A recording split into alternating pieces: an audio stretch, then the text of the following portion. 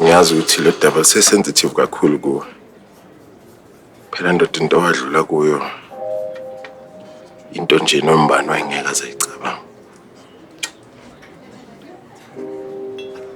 Yazi khona manje nje kunama-rumors nje. Phela uyazi ukuthi indaba ivele indize emoyeni kalula nje kakhulukazi udaba olufana nalolu. Kodwa kuwukuthi nje-ke engingakuthandi ukuthi lolu daba lugcine belusho ngendlela yabo, hhayi ngale ndlela ekwenzeka ngayo. Ekupheleni kosuku phela lolu daba lungolwakho. Uwena ofanele ukuthi ulukhulume ngelinye ilanga.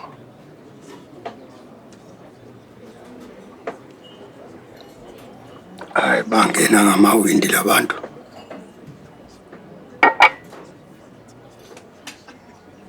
Maqhekeza bangena ngewindi.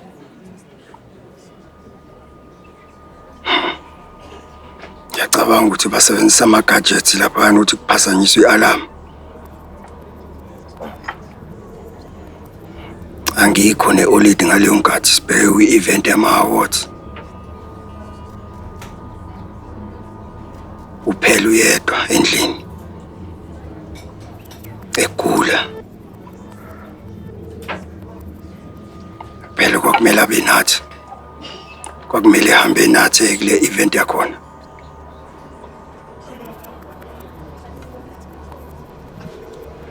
Kusobala ukuthi lezi nja lezi zeqa udonga.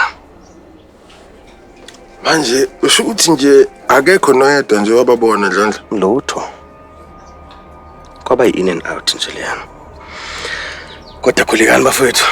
Manje i-security company yami isinamakhamera, o-electric fence, ama-spotlight, ngisho nazo-ke lezi imoto lezi zipatrolayo. Khulekani nje. Wonke umuntu usephephile. Hayi sesiphephile.